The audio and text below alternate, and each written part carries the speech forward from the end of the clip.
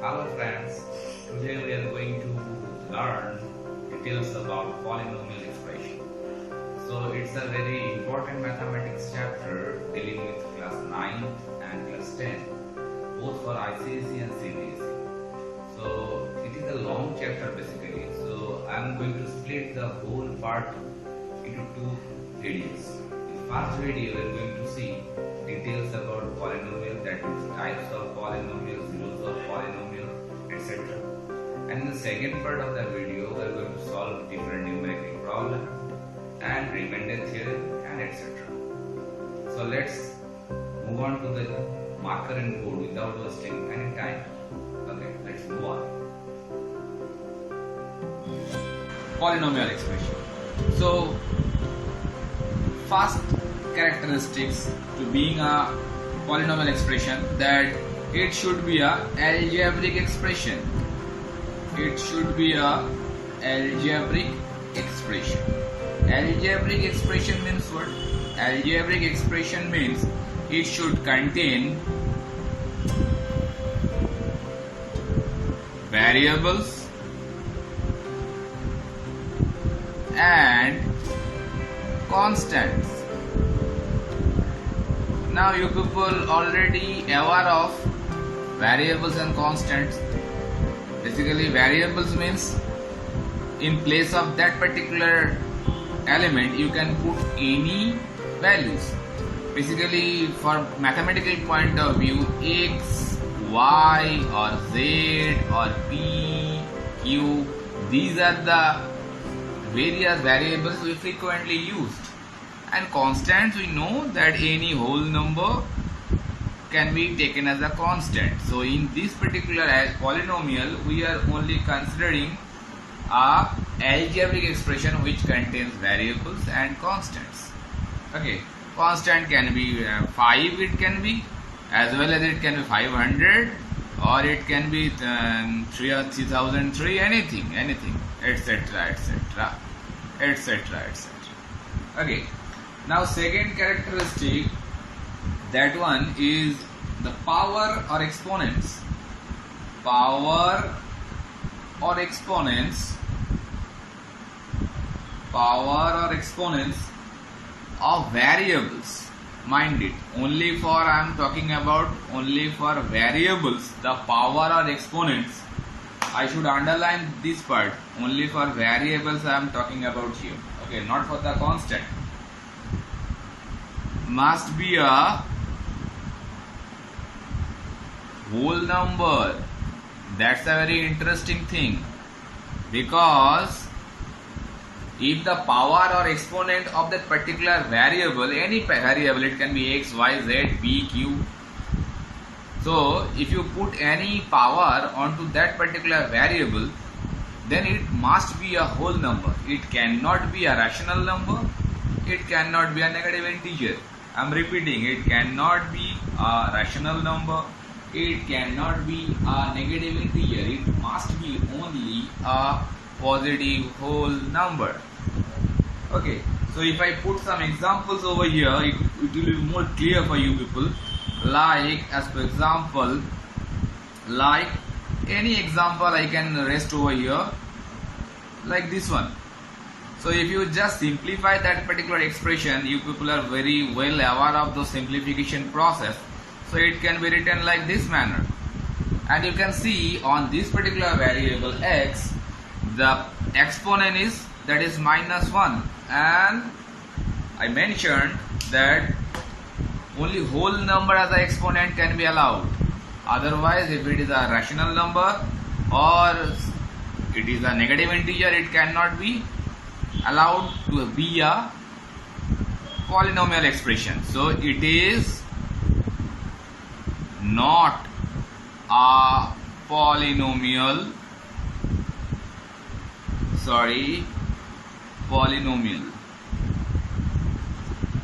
But one thing should be noted over here.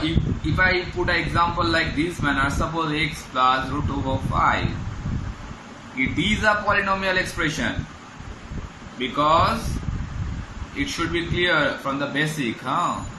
If the suppose I can write this particular expression like this manner also, 5 to the power half. So it is a polynomial obviously, because the power or exponent, it is lying on that particular constant, not on the variable. So if the power or exponents of the variables only, if it is a whole number, then it's good, it's a polynomial. If it is not a whole number, if it is a rational number, that means a fraction, or it is a negative integer, so they are not allowed to be a polynomial. So the third characteristic, this one is the second, and the third characteristic which should be mentioned over here, that is algebraic expression, polynomial should be a finite number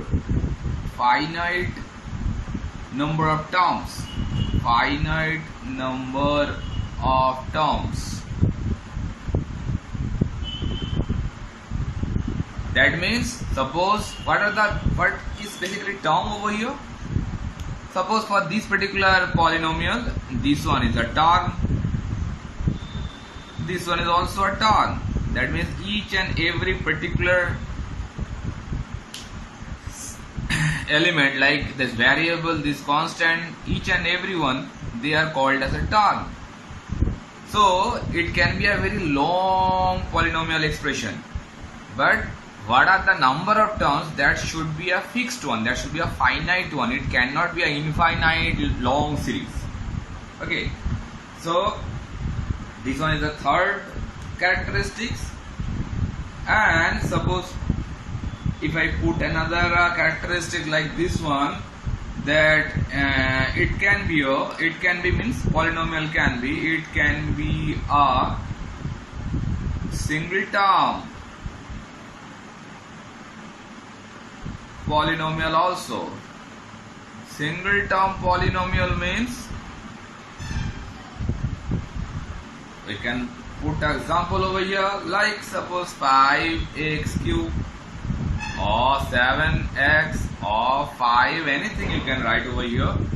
You can see only one term is there, and it is, that's why it is known as single term polynomial. Okay, so can you say that what about the 5? There is no variable at all, is it?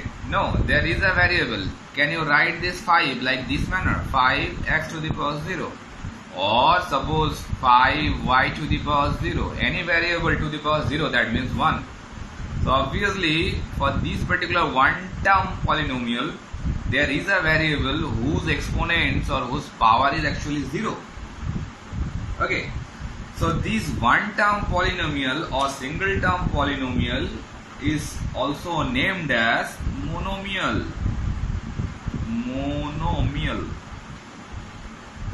Okay, so these are basically all are monomial.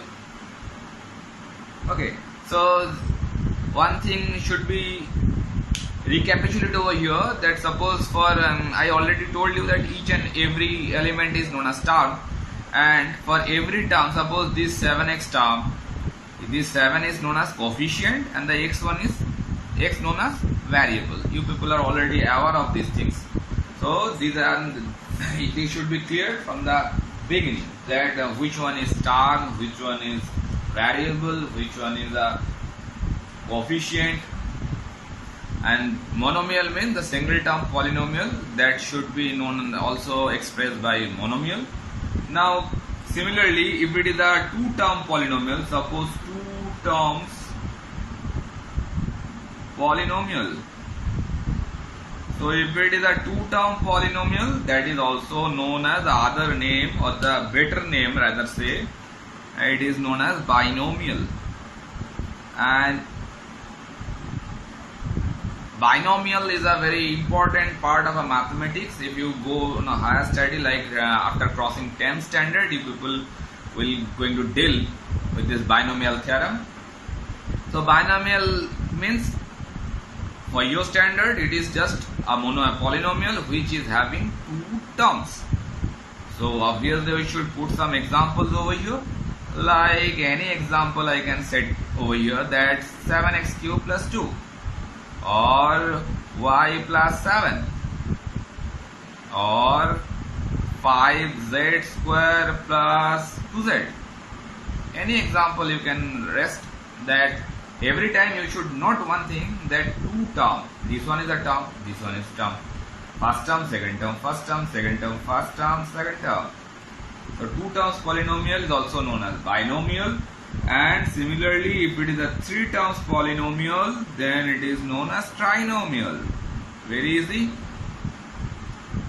So trinomial, I can set some examples: 2x cube minus 3x minus 7. Any example you can set according to your choice, but you should clear from the basic. I am just talking about the basic, because if the basic is clear for us, then we can build high-rise building onto it, and if it is not clear from the beginning, then it will be a problematic to go further forward. Okay, so after having all this basic discussion, you should take a snapshot of it, then we can move forward. Like now I should wipe out these particular things. So these are the characteristics which are basically going to be needed when you are going to deal different kinds of polynomial. So all these characteristics should be keep in your mind. The important one, the algebraic expression, if the variable is having a power of a fraction or a negative integer, so it cannot be a rational, a polynomial expression. Okay, so next topic is coming over here, that is very important, that is degree. Degree of polynomial. Degree of polynomial is a very important topic, and it's a very easy one also, that the maximum or the highest value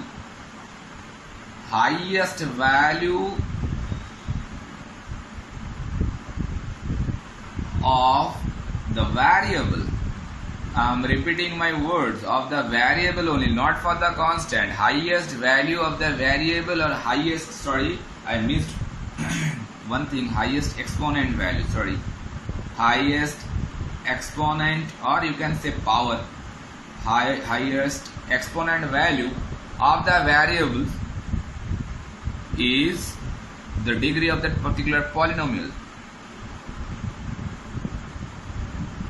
Okay, so that's the definition.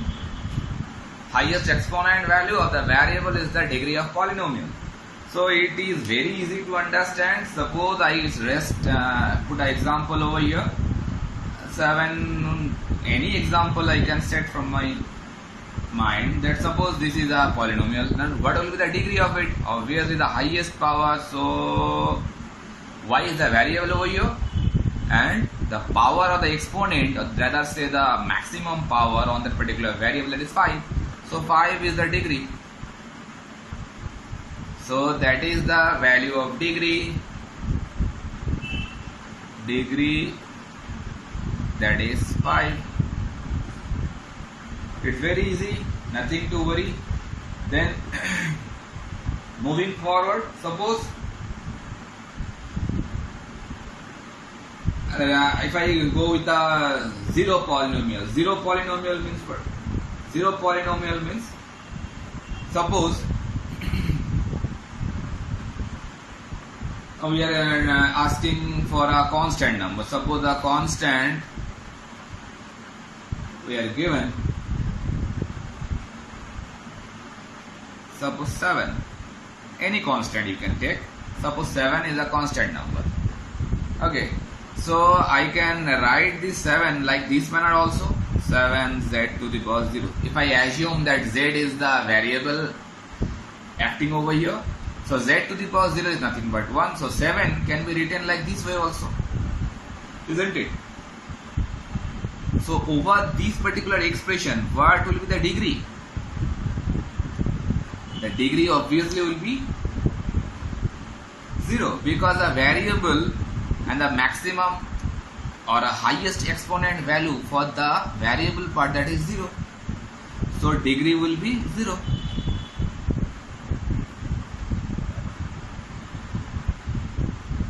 That's why it is known as zero polynomial. Zero polynomial. Because each and every constant we cannot see the variable attached with it. It is basically behind the curtain. So in this particular case, if I show you that suppose z is a variable acting over here, so the power or exponent of that particular z should be 0. So that way, if that exponent value is 0, then that way we can say that is a zero polynomial. Now suppose going for the linear polynomial. Linear polynomial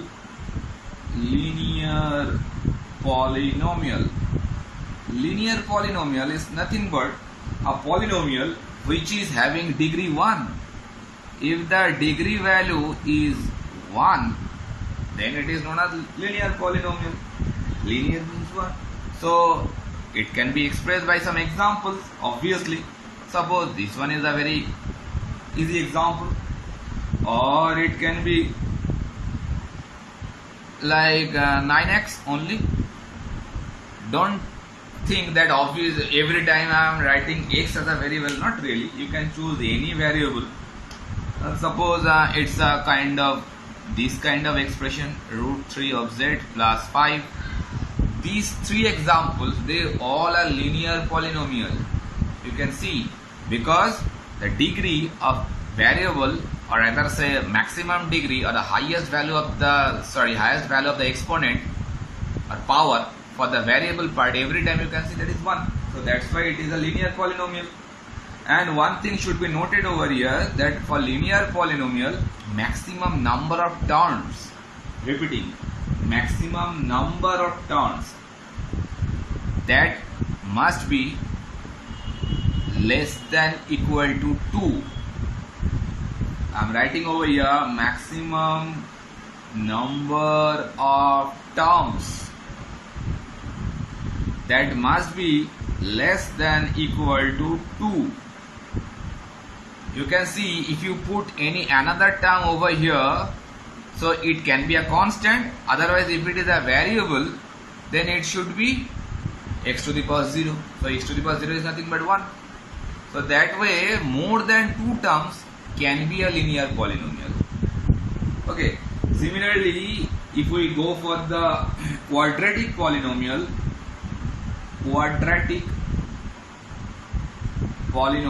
that is nothing but the degree of 2. It's the degree of 2. So I can put any examples from my mind. Suppose this one, or suppose this one. Any example I can set over here. Quadratic polynomial means basically the maximum exponent value of the variable should be 2. You can see over here. Okay. And from these particular examples, you can realize that in this particular quadratic polynomial, which is having the degree value of 2, in this particular case, maximum number of terms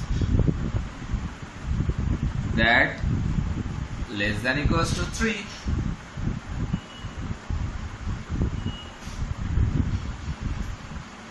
It can be maximum 3. Okay, but not more than 3.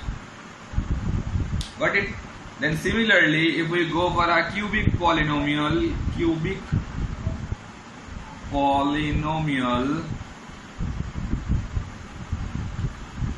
then similarly the degree of 3, very easy.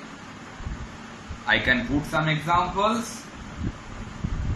It can be 7x cube. One example. Second example I can write like this. Any example can be written like this one.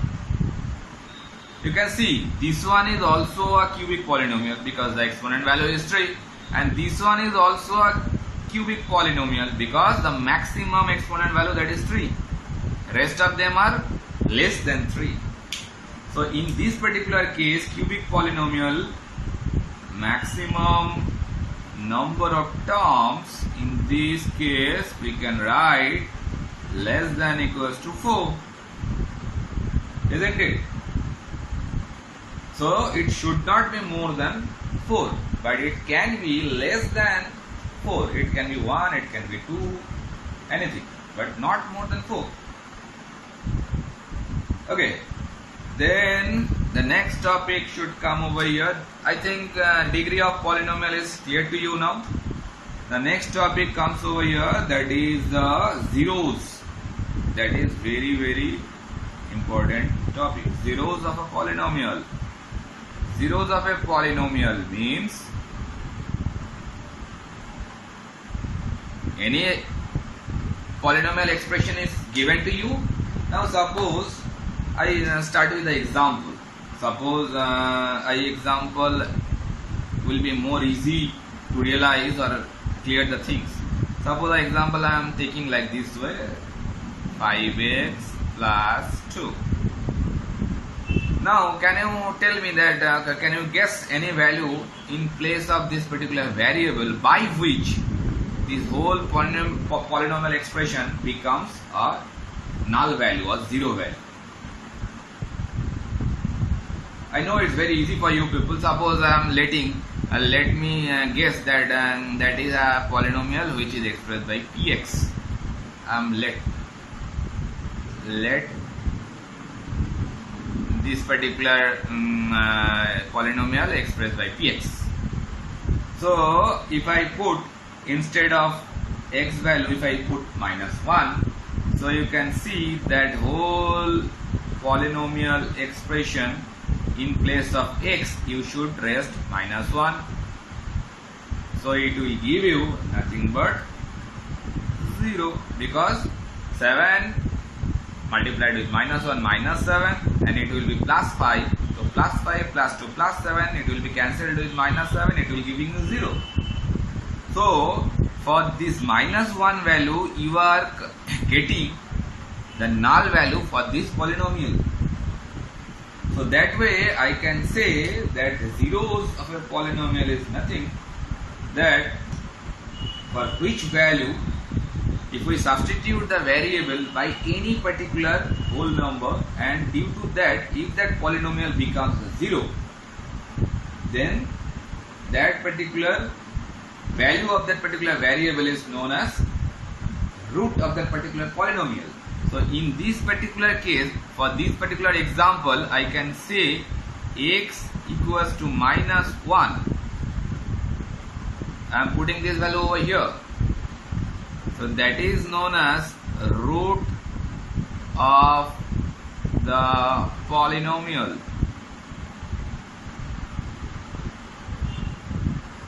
That -1 is the root for this particular equation. Got it? So what does it mean now? 0 means, zeros of the polynomial means what? So I can write like this.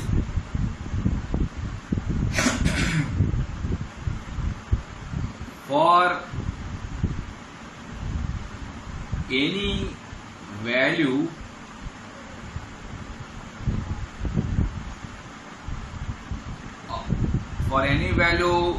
substituted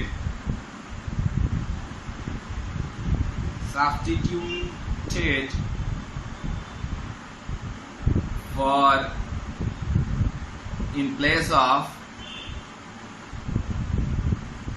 variable and due to that the polynomial becomes 0.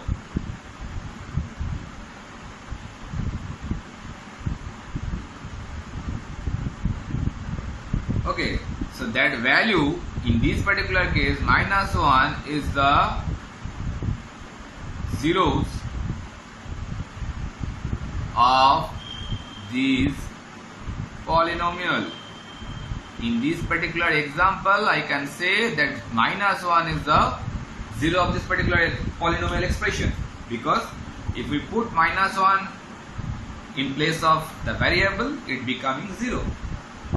Other way we can say that minus 1 is also the root of that particular polynomial. One thing should be noted over here, if it is a cubical polynomial, so only one root is there, not like so. There is more than one root. It should be at least three roots for this particular cubic polynomial. That means for three different root or three different value, that equation becomes 0. Got it?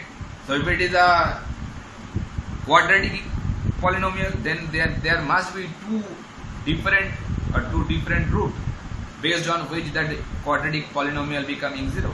So both of them will be zeros of that particular polynomial. Here I am not going to find different roots for this particular expression, but I can say that minus 1 is a zeros of the polynomial because that is a root. Got it? I think it is clear now.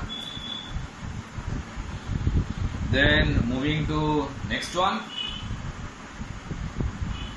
Okay, first wipe it out.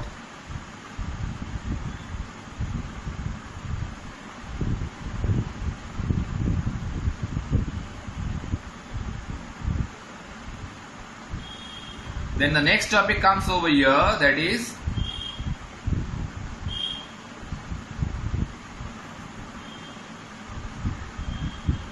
finding a root. How to find a root or how to find a zero? Finding, or rather say to find zero of a polynomial. How to find zeros? Again, I should start with the example. Like any example, is the example, suppose x to the power 4 minus 8x, and you are told that you have to find 0 of this. Okay,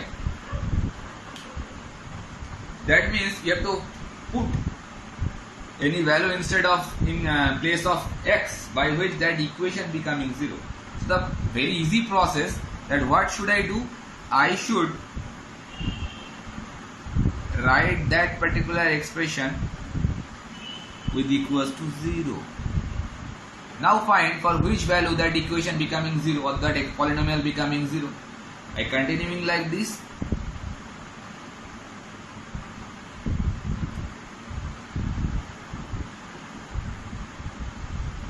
So from here I can say that either x equals to 0 or x equals to 2. So for these two value, we can say that the equation will be becoming 0. So that way we can say 0 and 2 both are 0 of the polynomial, because based on these two value, that equation becoming 0. Okay, similarly I can do one more example to clear it, because that kind of problem frequently comes into your CBSE exam or ICSE exam, however it is. Suppose you have to find the zeros of this polynomial. So what should I do? The process is very simple. The same way I should make this polynomial with equals to 0. Now you have to solve this particular polynomial by doing a simple method which is known as middle term splitting, or rather say middle term factorization. Okay, the process is very simple.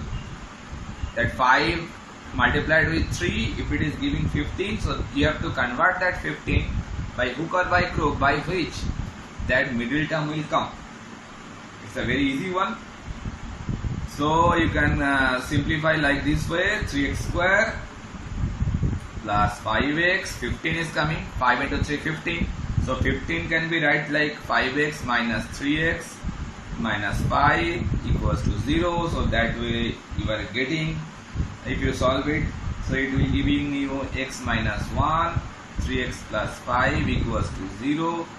So the value either x equals to 1 or x equals to minus 5 by 3.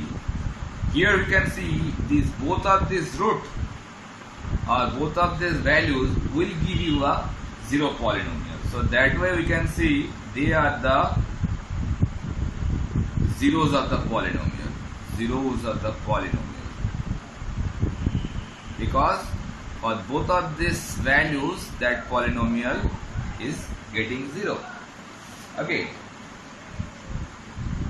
Now next topic we should discuss, that is a remainder theorem. So we should move to the next video now because it is already being 20 to 30 minutes long. So I should go to the next part of this particular video, starting with the remainder theorem. Okay guys, come on, we are moving to the next part.